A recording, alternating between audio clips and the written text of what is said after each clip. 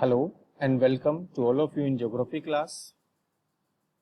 हम लोग भारत के भौतिक विभागों पर चर्चा कर रहे थे, जिसमें हम लोगों ने ये जाना था कि भारत को धरातलीय विभिन्नता के आधार पर विभिन्न भागों के अंदर बांटा गया है, जो कि 5 भौतिक इकाइयों के रूप में जाने जाते हैं।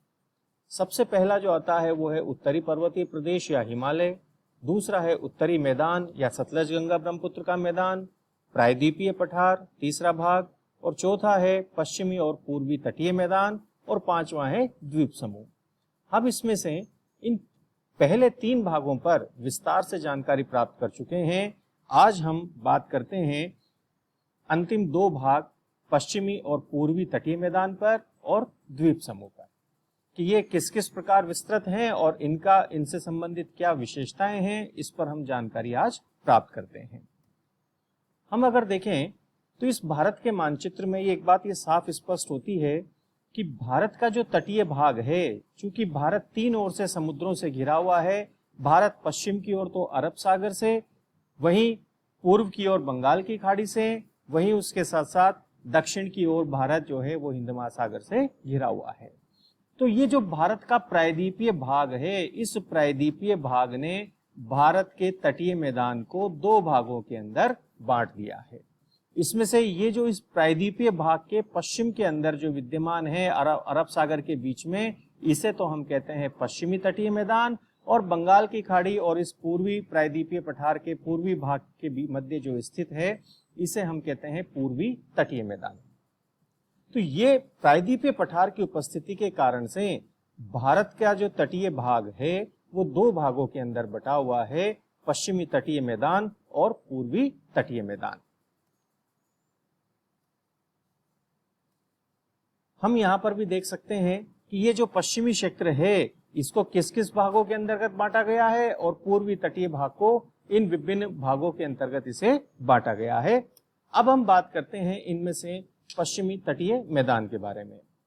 इस मैदान का जो विस्तार है वो सूरत से लेकर के कन्याकुमारी तक 1500 किलोमीटर की लंबाई और 60 किलोमीटर की औसत चौड़ाई के अंदर है। इसकी सर्वाधिक जो चौड़ाई है वो हमें गुजरात के अंदर देखने को मिलती है।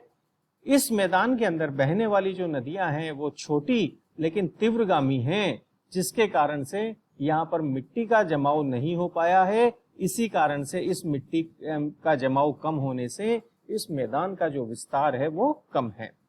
इस मैदान को अध्ययन की दृष्टि से 4 भागों के अंतर्गत बांटा गया है। सबसे पहला आता है, उसे हम कहते हैं गुजरात का मैदान, जिसमें गुजरात का जो तटवर्ती क्षेत्र है वो पूरा का पूरा भाग इसमें शामिल है। दूसरा आता है जिसे हम कहते हैं कोंकण का मैदान। ये कोंकण का मैदान दमन से लेकर के गोवा तक के मध्य स्थित है, और गोवा से लेकर के मंगलोर तक का जो भाग आता है उसे हम कन्नड़ मैदान के नाम से जानते हैं, और मंगलोर से कन्याकुमारी तक का जो भाग स्थित है उसे हम मालाबार मैदान के नाम से जानते हैं। तो इस पश्चिमी तटीय मैदान को अध्ययन की दृष्टि से 4 उप विभागों के अंतर्गत बांटा गया है: गुजरात का मैदान, कोंकण का मैदान, कन्नड़ का मैदान और मालाबार मैदान।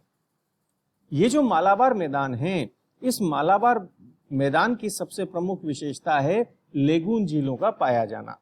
इस मैदानी भाग के अंदर लेगून झीलें अत्यधिक मात्रा में पाई जाती हैं, और इन झीलों को स्थानीय भाषा में कयाल के नाम से जाना जाता है। वहीं पश्चिमी तटीय मैदान की जो नदियां हैं वो छोटी और तीव्रगामी होने के कारण से ये डेल्टाओं का निर्माण न करके इनके द्वारा ज्वार नदमुख अर्थात एस्चुरी का निर्माण होता है। इसी कारण से पश्चिमी तटीय मैदान की चौड़ाई भी कम पाई जाती है। यहां पर हम देख सकते हैं इस मानचित्र के अंतर्गत कि पश्चिमी तटीय मैदान को किन किन भागों में बांटा गया है। ये यहाँ पर जो काठियावाड़ तट लिखा हुआ है, इसका अर्थ वही गुजरात का मैदान है। इसके अलावा फिर दूसरा आता है कोंकण तट, कोंकण तट के अलावा फिर आता है कन्नड़ का तट, और फिर आता है कन्याकुमारी कहें या मालाबार तट कहें, ये चौथा भाग इसके अंतर्गत आता है। तो पश्चिमी तटीय मैदान को अध्ययन की दृष्टि से इन 4 अलग अलग उप विभागों में बांटा गया है। उसी प्रकार से पूर्वी तटीय मैदान को भी अध्ययन की दृष्टि से इन 3 उप विभागों के अंतर्गत बांटा गया है। उत्कल का मैदान, आंध्र मैदान या और तीसरा आता है कोरोमंडल तट। इन 3 विभिन्न भागों के अंतर्गत इसको बांटा गया है। पूर्वी तटीय मैदान, यह मैदान जो है वो गंगा नदी के मुहाने से लेकर के कन्याकुमारी के बीच में 1500 किलोमीटर की लंबाई और 150 से 500 किलोमीटर की चौड़ाई में विस्तृत है। यहाँ पर इस मैदान की चौड़ाई अत्यधिक होने का कारण यह है कि इस मैदानी भाग के अंदर गोदावरी, महानदी, कृष्णा, कावेरी आदि नदियों ने यहाँ पर विस्तृत डेल्टाई मैदानों का निर्माण किया है, जिसके कारण से इस मैदानी भाग की चौड़ाई अत्यधिक पाई जाती है। इस मैदान को भी अध्ययन की दृष्टि से 3 भागों में बांटा गया है। पहला भाग आता है, उसे हम उत्कल या उत्तरी सरकार या गोलकुंडा तट के नाम से जानते हैं। यह संपूर्ण भाग उड़ीसा के तट के सहारे स्थित है, यानी कि चिल्का झील तक का जो भाग है वो चिल्का झील तक का भाग इसके अंतर्गत शामिल किया जाता है। दूसरा भाग जिस आता है उसे हम कहते हैं आंध्र या काकीनाडा तट। चिल्का झील से लेकर के पुलिकट झील तक का जो भाग है, तटीय भाग, उसे हम आंध्र या काकीनाडा तट के नाम से जानते हैं। और पुलिकट झील से लेकर के कन्याकुमारी तक का जो भाग आता है उसे हम कोरोमंडल या तमिलनाडु तट के नाम से जानते हैं। वहीं हम एक बात और ये जान लें यहाँ पर कि जो हमारा अंतर्राष्ट्रीय उपग्रह जो प्रक्षेपण केंद्र है, जिसे कि हम श्रीहरिकोटा द्वीप कहते हैं, वो श्रीहरिकोटा द्वीप जो है वो पुलिकट झील के अंदर ही स्थित है। तो इस प्रकार से हमने ये जाना कि भारत के इस तटीय मैदान को भी 2 भागों के अंदर बांटा गया है, पश्चिमी तटीय मैदान और पूर्वी तटीय मैदान। उसमें भी पश्चिमी तटीय मैदान को हमने अध्ययन की दृष्टि से 4 भागों में बांटा है, गुजरात या काठियावाड़ तट, कोंकण तट, कन्नड़ तट और मालाबार तट। वहीं पूर्वी तटीय मैदान को भी हमने अध्ययन की दृष्टि से 3 भागों में बांटा है, उत्कल तट, आंध्र या काकीनाडा तट और तीसरा है कोरोमंडल या तमिलनाडु तट। अब इसके बाद हम बात करते हैं भारत के एक और जो महत्वपूर्ण उच्चावचीय विशेषता है कि भारत के अंदर द्वीप समूह भी यहाँ पर विद्यमान है। अब अगर हम देखते हैं तो भारत के अंदर जो द्वीप हैं उनकी संख्या लगभग 247 है। इनमें से 204 जो हैं वो बंगाल की खाड़ी में है और शेष अरब सागर व मन्नार की खाड़ी के अंदर स्थित है। अरब सागर में जो द्वीप विद्यमान हैं उन द्वीपों का निर्माण जो है वो मुख्य रूप से प्रवालों के द्वारा हुआ है और बंगाल की खाड़ी के अंदर जो नदियों ने जलोढ़ मिट्टी का जमाव किया है उससे कई प्रकार के द्वीपों का निर्माण भी यहाँ पर हुआ है। गंगा सागर द्वीप है या न्यूमूर द्वीप है, ये इसी प्रकार जलोढ़ मिट्टी के निक्षेप से बने हैं।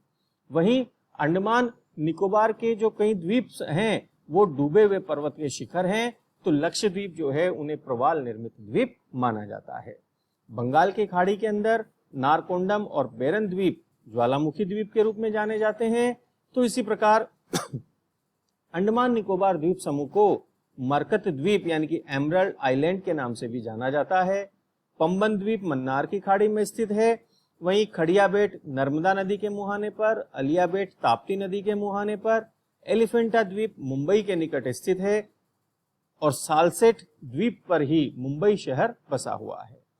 हेयर द्वीप तूतीकोरन यानी कि तमिलनाडु बंदरगाह के पास में स्थित है। तो इस प्रकार से भारत के अंदर ये जो विभिन्न द्वीप पाए जाते हैं उनके बारे में हमें जानकारी होना आवश्यक है। इस प्रेजेंटेशन के अंदर हम ये देख रहे हैं कि अंडमान निकोबार द्वीप समूह और लक्षद्वीप समूह के इन विभिन्न भागों को हमने इसके अंतर्गत प्रदर्शित किया गया है। इसमें जो लक्षद्वीप है इनको हम कोरल आइलैंड्स के रूप में जानते हैं। इनमें से मालदीव और मिनिकोय के बीच में 8 डिग्री चैनल विद्यमान है, यानी कि 8 डिग्री की अक्षांश रेखा मालदीव और मिनिकोय को अलग अलग करती है। वहीं लक्षद्वीप और मिनिकोय के बीच में 9 डिग्री चैनल विद्यमान है जो इन दोनों द्वीपों को मिनिकोय और लक्षद्वीप को अलग करती है। इसी प्रकार से निकोबार में और लिटिल अंडमान के बीच में 10 डिग्री चैनल विद्यमान है। वहीं लिटिल अंडमान और साउथ अंडमान के बीच में जो जगह विद्यमान है उसे हम डंकन पास के नाम से जानते हैं। वहीं जो उत्तरी अंडमान है उसके अंदर नारकोंडम आइलैंड है जिसे कि ज्वालामुखी द्वीप के रूप में जाना जाता है और मिडिल अंडमान के अंदर बेरन द्वीप विद्यमान है जिसे कि हम डोरमेंट वोल्केनो के रूप में भी जानते हैं। अर्थात अंडमान निकोबार को भी इन अलग अलग भागों के अंतर्गत बांटा गया है जिसमें से उत्तरी अंडमान, मध्य अंडमान और दक्षिणी अंडमान मिला करके ये ग्रेट अंडमान के नाम से जाने जाते हैं। और इसके साथ साथ लिटिल अंडमान और ग्रेट अंडमान के बीच में जो स्थित है भाग उसे हम डंकन पास कहते हैं, और निकोबार और लिटिल अंडमान के बीच के जो अलग करने वाला भाग है उसे हम 10 डिग्री चैनल कहते हैं, अर्थात यहाँ पर 10 डिग्री की अक्षांश रेखा गुजरती है। भारत का जो दक्षिणतम बिंदु है इंदिरा पॉइंट, वो निकोबार द्वीप समूह के अंदर स्थित है। भारत के इस मानचित्र में हमने भारत के जो प्रमुख द्वीप हैं उन द्वीपों को इसके अंतर्गत दिखलाया गया है, चाहे वो गुजरात के तटवर्ती भाग के हों या अरब सागर के अंदर या फिर पूर्वी तटीय भाग के अंदर विद्यमान हो, उन सभी भागों महत्वपूर्ण द्वीपों को हमने इस मानचित्र के अंतर्गत दिखलाया गया है, चाहे वो अलिया बेट हो, खलिया बेट हो, दीव हो, दमन हो, सालसेट हो, एलिफेंटा हो या कवारती हो, मिनिकोय हो, पंबन द्वीप हो, श्रीहरिकोटा द्वीप हो, पारीद्वीप हो, न्यूमुर हो या नारकोंडम, बेरन या इंदिरा पॉइंट हो, इन सभी को हमने इसके अंतर्गत दिखलाया गया है। तो इस प्रकार से हमने इस भारत के इस भौतिक विभागों के अंतर्गत हमने ये जानकारी प्राप्त की है कि भारत को इस उच्चावचीय दृष्टि के आधार पर 5 भागों के अंतर्गत बांटा गया है, जिनमें कि पहला भाग जो आता है उत्तरी पर्वतीय प्रदेश, दूसरा सतलज गंगा ब्रह्मपुत्र का मैदान, तीसरा भाग आता है जिसे हम प्रायद्वीपीय पठार के नाम से जानते हैं, और चौथा भाग जिसे कि हम पश्चिमी और पूर्वी तटीय मैदान, और पांचवा है द्वीप समूह। इन सभी भारत के भागों, इन भौतिक विभागों के बारे में हमने विस्तार से जानकारी प्राप्त की है। आप इसी प्रकार हमारे साथ बने रहिएगा। हम अगली क्लास के अंदर हम अब अगले विषय पर इस चर्चा करेंगे। तब तक के लिए थैंक यू वेरी मच।